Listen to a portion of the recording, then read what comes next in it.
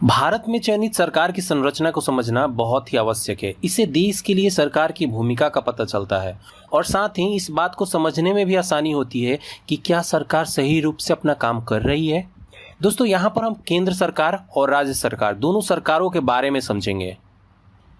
1947 के बाद जब संविधान बनाने की बात सामने आई तो यहाँ पर संसदीय व्यवस्था अपनाई गई और संविधान के 3 अंग बनाए गए।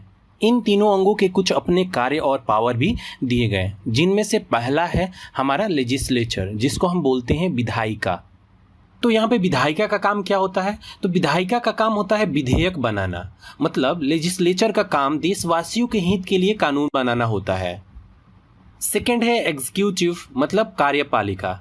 दोस्तों, कार्यपालिका का काम संसद में बने कानूनों को पास करना तथा एग्जीक्यूट करना होता है। और जो थर्ड है हमारा, वो है जुडिशरी, मतलब न्यायपालिका। यदि लॉ को लागू करने में कोई दिक्कत आती है या कोई उसका उल्लंघन करता है तो इसे सॉल्व करने या फिर सजा देने का काम जुडिशरी का होता है। मतलब न्यायपालिका क्या करता है, जो भी एग्जीक्यूटिव ने गलती किया उसको सॉल्व करने का काम या फिर सजा देने का काम जुडिशरी का होता है। तो दोस्तों, एक चीज़ हम यहाँ पे क्लियर समझ लिए कि जो कानून बनाने की जो शक्ति है वो लेजिस्लेचर के पास है, मतलब विधायिका के पास है, और जो कानून पास करने या लागू करने की जो शक्ति है वो एग्जीक्यूटिव मतलब कार्यपालिका के पास है। और इसको जो अगर कोई ब्रेक डाउन करता है, मतलब इसमें कोई लॉ को क्षति पहुँचाता है, तो उसको पनिश करने की जो शक्ति है वो न्यायपालिका के पास है। यहाँ पर फर्स्ट हम विधायिका की बात करते हैं, जो कानून बनाने का काम करती है। जैसे कि दोस्तों आपको पता होगा, हमारे यहाँ 2 स्तर पर सरकार बनाया जाता है, एक केंद्र स्तर पर और दूसरा राज्य स्तर पर। केंद्र स्तर पर विधायिका में कौन कौन से होते हैं और राज्य स्तर में कौन कौन से होते हैं, चलिए इसको हम जरा समझ लेते हैं। जब केंद्र के विषय में विधेयक बनाने की बात आती है, मतलब जब केंद्र के विषय में कानून बनाने की बात आती है तो केंद्र सरकार बनाती है, और राज्य के विषय में जो कानून बनाने की अगर बात आती है तो वो राज्य सरकार बनाती है। मतलब राज्य सरकार का अधिकार होता है राज्य के विषय में कानून बनाना। यहाँ पर केंद्र स्तर पर कानून बनाने के लिए जो व्यवस्था अपनाई गई है उसे सांसद कहते हैं, और राज्य स्तर पर जो व्यवस्था अपनाई गई है उसे विधानमंडल कहते हैं।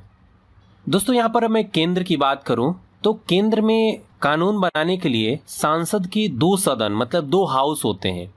एक लोअर हाउस होता है जिसको लोकसभा बोलते हैं, और दूसरा अपर हाउस होता है जिसको राज्यसभा बोलते हैं। जब राज्य स्तर की बात करते हैं तो विधानमंडल के 2 स्तर होते हैं, विधानसभा और विधान परिषद। दोस्तों, विधानसभा जो होता है ना वो सभी राज्यों के लिए आवश्यक होता है, लेकिन अगर विधान परिषद की अगर मैं बात करूं तो विधान परिषद कोई जरूरी नहीं कि सारे राज्यों में आवश्यक हो, वो डिपेंड करता है राज्यों पे। अगर राज्य चाहे तो विधानसभा को एक्सेप्ट कर सकते हैं, अगर राज्य को विधान परिषद नहीं चाहिए तो वो विधान परिषद नहीं ले सकता है। अभी टोटल अगर मैं बात करूं तो टोटल 7 राज्यों के पास विधान परिषद है, मतलब 7 राज्यों ने विधान परिषद ले रखा है। तो दोस्तों, अब चलिए हम सेकंड बात कर लेते हैं कार्यपालिका के बारे में। कार्यपालिका में भी जो केंद्र स्तर पे और राज्य स्तर पे हमारी सरकारें होती हैं, ठीक है ना। तो केंद्र स्तर पर जो कार्यपालिका का जो सबसे प्रमुख होता है उसको राष्ट्रपति कहते हैं। मतलब जो राष्ट्रपति होता है वो कार्यपालिका का सबसे प्रमुख होता है, सबसे हेड होता है। मतलब राष्ट्रपति को पूरे देश का हेड माना जाता है। दूसरे स्थान पे आते हैं उपराष्ट्रपति और तीसरे स्थान पे आते हैं प्रधानमंत्री। एक्चुअल में प्रधानमंत्री पूरे देश का वास्तविक हेड होते हैं। राष्ट्रपति को बहुत सारे पावर दी गई हैं, बट उन पावर का जो यूज होता है ना वो प्रधानमंत्री करते हैं, इसलिए उनको वास्तविक हेड माना जाता है। चौथे स्थान पे आता है मंत्रिमंडल। दोस्तों, मंत्रिमंडल का जो प्रमुख होता है मतलब जो प्रधान होता है वो प्रधानमंत्री होते हैं। दोस्तों, सुविधा के लिए मंत्रिमंडल को भी 3 पार्ट में बांट दिया गया है। पहला कैबिनेट मंत्री, दूसरा राज्य मंत्री और तीसरा उप मंत्री, जिनके अलग अलग काम होते हैं। मंत्रिमंडल के प्रत्येक मंत्री को सांसद का सदस्य होना अनिवार्य होता है। राज्य स्तर पे जो कार्यपालिका होती है उनके जो प्रमुख होते हैं वो राज्यपाल होते हैं। राष्ट्रपति के तरह ही राज्यपाल को भी पूरे राज्य का हेड माना जाता है, और जो वास्तविक हेड होते हैं वो मुख्यमंत्री होते हैं। ठीक उसी तरीके से मंत्री परिषद भी होते हैं राज्य में। जो राज्य स्तर पे मंत्री परिषद होते हैं उनका विधानमंडल का सदस्य होना आवश्यक है।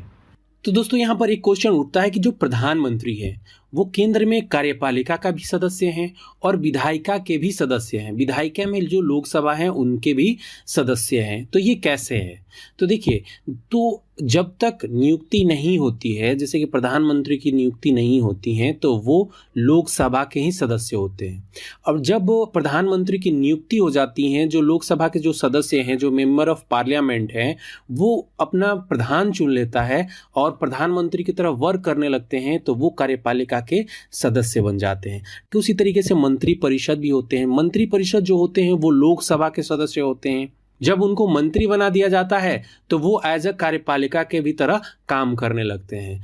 इस तरीके से प्रधानमंत्री तथा मंत्री परिषद कार्यपालिका के भी सदस्य होते हैं और विधायिका में, सांसद में विधायिका के भी सदस्य होते हैं।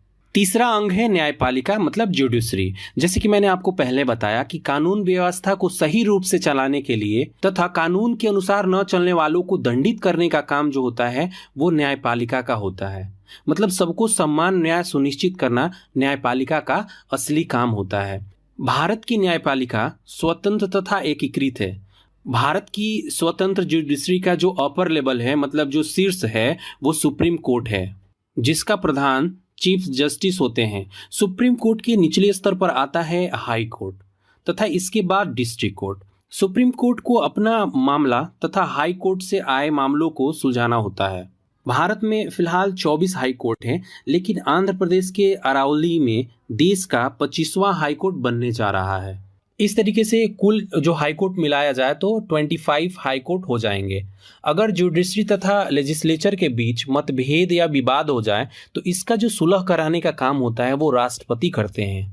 दोस्तों, जो डिस्ट्रिक्ट लेवल पे जितने भी विवाद होते हैं उनको डिस्ट्रिक्ट कोर्ट में सुलझाया जाता है। तो दोस्तों, आज की इस वीडियो में हमने तीनों अंग, लेजिस्लेचर, एग्जीक्यूटिव और जुडिशरी, तीनों को हम अच्छे तरीके से समझ लिया। अच्छे तरीके से हमने इसको क्लासिफाई कर दिया। हम जो हमारा नेक्स्ट वीडियो होगा वो राष्ट्रपति, उपराष्ट्रपति, प्रधानमंत्री, मंत्री परिषद या फिर लोकसभा, राज्यसभा, इसके बारे में हम नेक्स्ट वीडियो लेके आएंगे। तो आज के वीडियो में बस इतना ही। मिलते हैं नेक्स्ट वीडियो में। आपने अभी तक हमारे चैनल को सब्सक्राइब नहीं किया है तो प्लीज़ हमारे चैनल को सब्सक्राइब कर लीजिए और उसके बगल में एक छोटा सा बेल आइकन है, उस पर भी क्लिक कर लीजिए ताकि टाइम टू टाइम जो भी वीडियो हम अपलोड करेंगे आपको नोटिफिकेशन मिलता रहे। दोस्तों, आप मुझे फेसबुक पर भी फॉलो कर सकते हैं। अगर आपको यह वीडियो अच्छी लगी तो इस वीडियो को व्हाट्सएप तथा फेसबुक पर शेयर अवश्य करें। कृपया हमें कमेंट कर बताएं कि ये वीडियो आपको कैसी लगी। आपके सुझाव का हमेशा स्वागत रहेगा। वीडियो को देखने के लिए थैंक यू।